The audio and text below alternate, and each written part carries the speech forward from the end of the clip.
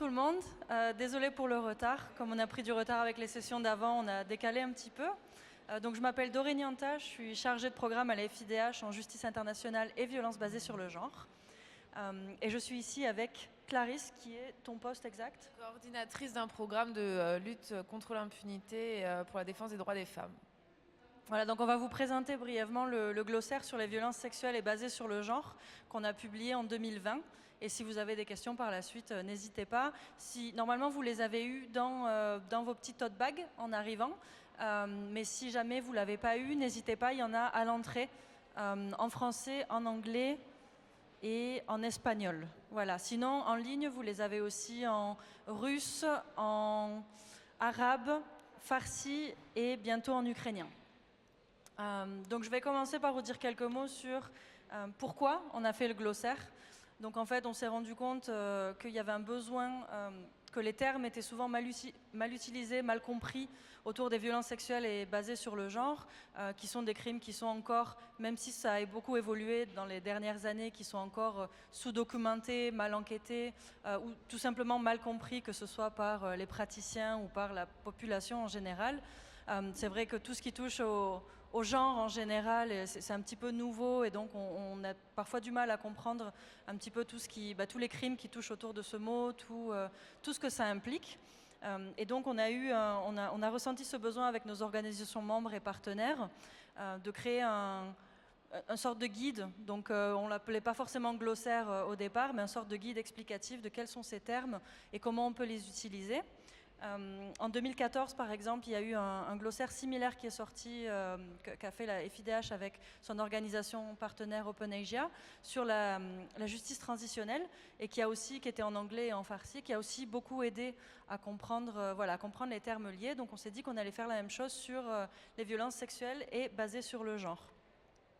Donc c'est vraiment pour combler ce manque de compréhension au niveau un petit peu de tous les acteurs. Je reviendrai après sur qui pourrait utiliser ce glossaire. Je vais parler un peu plus doucement, pardon les interprètes. Donc qu'est-ce que c'est ce glossaire en fait? Qu'est-ce qu'il contient? Le mot glossaire est un petit peu trompeur parce qu'en général ce sont des définitions pures et dures. Ce document, ce n'est pas vraiment des définitions en tant que telles qu'on peut reprendre pour utiliser, mais c'est vraiment une explication du terme. Alors pour chaque terme, ça va varier une demi-page, 2 pages, où il y a une explication, une mise en contexte, un exemple de situation, peut-être de la jurisprudence, des arrêts qui ont été adoptés dans certains tribunaux, etc. Et surtout beaucoup de références. Donc il y a beaucoup de notes de bas de page, beaucoup de références pour si vous voulez aller un petit peu plus loin. Et le glossaire contient 61 termes, donc 61 mots.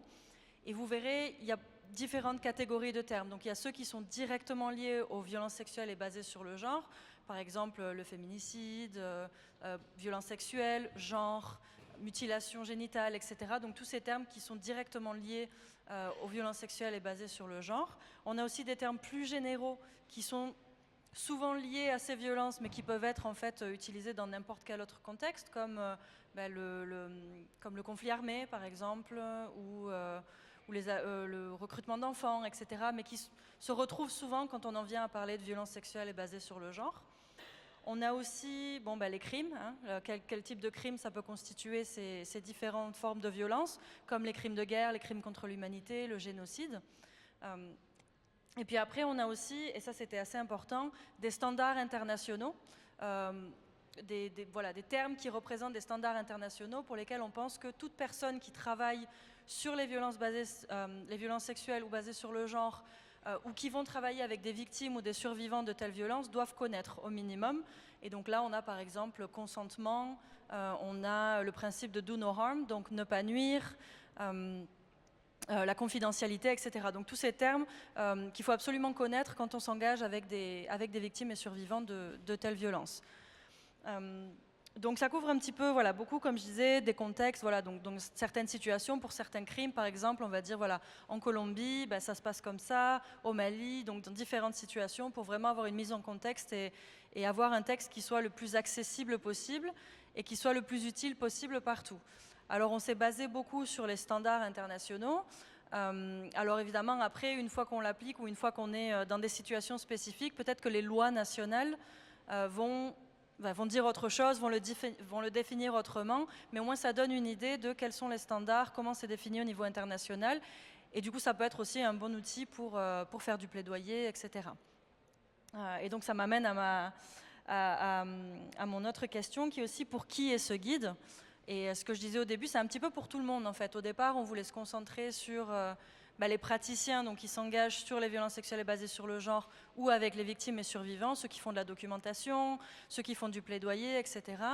Et puis au fur et à mesure, on s'est rendu compte, parce que maintenant depuis 2020, du coup, on a vu un petit peu son utilisation, que ça peut être utile pour tout le monde en fait. Ça peut être utile pour les journalistes, pour que les bons mots soient utilisés, pour que vraiment l'expérience des victimes et des survivants soit reflétée au mieux. Ça peut être utile pour les traducteurs et les interprètes aussi, pour voir un petit peu l'évolution de l'utilisation de certains termes et pourquoi on les utilise aussi. Parce que voilà, peut-être un bon exemple en français, c'est la différence entre violence basée sur le genre et violence sexiste. Alors ça explique aussi un petit peu pourquoi on n'utilise pas violence sexiste, mais violence basée sur le genre à la place. Après, toutes les personnes qui font du plaidoyer, même les personnes qui s'intéressent tout simplement à ce type de violence, mais qui n'ont pas toute l'expérience ou l'expertise pour comprendre ces différents termes. Et aussi pour ceux qui, on a fait un petit format, aussi pour ceux qui ont besoin de mieux comprendre, mais qui ne vont pas forcément admettre qu'ils ont besoin de mieux comprendre, comme les juges par exemple, ou certains praticiens qui pratiquent depuis longtemps et qui vont pas apprécier qu'on leur dise qu'ils n'utilisent pas les bons mots, mais qui peuvent discrètement jeter un œil au glossaire. Et dernière question importante qu'on voulait soulever, c'est comment on peut l'utiliser, comment on peut utiliser ce glossaire. Et là, je vais laisser la parole à ma collègue Clarisse qui va vous expliquer un petit peu comment nous, à la FIDH, en tout cas, on l'utilise, qui pourrait peut-être vous donner quelques idées. Donc sur la thématique des violences sexuelles et basées sur le genre, donc il y a eu ce glossaire et il y a également un guide méthodologique interne, donc qui est un guide à la documentation des violences sexuelles et basées sur le genre et qu'on a commencé à promouvoir en mai dernier, où on a organisé une formation à Tunis avec 35 défenseurs et défenseuses d'Afrique de l'Ouest et de Tunisie. Donc ça a été un peu une première mise en pratique de ce guide. Ce guide et le glossaire ont aussi été utilisés dans plusieurs missions de documentation, notamment en Côte d'Ivoire. Donc l'idée de ce glossaire et de ce guide, de ces deux outils, c'est de former la société civile et d'avoir des documents vraiment guides et harmonisés qui permettent donc à chacune d'avoir une méthodologie cadrée et efficace. Je vais juste compléter avec un ou deux mots pour dire que ce qu'on aime bien avec ce glossaire, c'est qu'il peut être utilisé, comme elle le disait, en parallèle d'autres. Donc nous, on a cette méthodologie interne, mais vous avez peut-être d'autres documents, d'autres méthodologies, etc. Et ça vient vraiment en complément. Peut-être que votre méthodologie, elle est très technique, et en travaillant avec d'autres partenaires, vous pouvez vous dire comment notre méthodologie, elle a ces termes-là, on ne les définit pas dans la méthodologie. Par contre, notre base pour comprendre les termes, c'est ceux qui sont dans le guide. Et c'est un petit peu comme ça que nous, on essaye de l'utiliser et qu'on va continuer à l'utiliser. Et c'est aussi pour ça qu'on voulait vraiment le traduire dans toutes ces langues-là, puisqu'il y a tellement de spécificités. Et d'ailleurs, pour rajouter par rapport aux langues, que c'est pas simplement une traduction littérale, c'est vraiment, il y a eu tout un travail avec des défenseurs de ces langues-là, qui parlent ces langues-là, pour s'assurer que ça reflète bien l'utilisation dans les différentes régions ou dans les différents pays. Et je pense que notre temps est terminé, donc on va s'arrêter là. Si vous avez des questions, n'hésitez pas. Merci. C'est que ça va, c'était assez clair, mais si jamais, n'hésitez pas, prenez le glossaire et s'il y a quoi que ce soit, si vous voulez en parler plus tard ou si vous voulez échanger sur comment l'utiliser, surtout n'hésitez pas à nous contacter à la FIDH. Et oui. Il est aussi en ligne sur le site internet, oui. Il est en format papier sur le site internet. Voilà.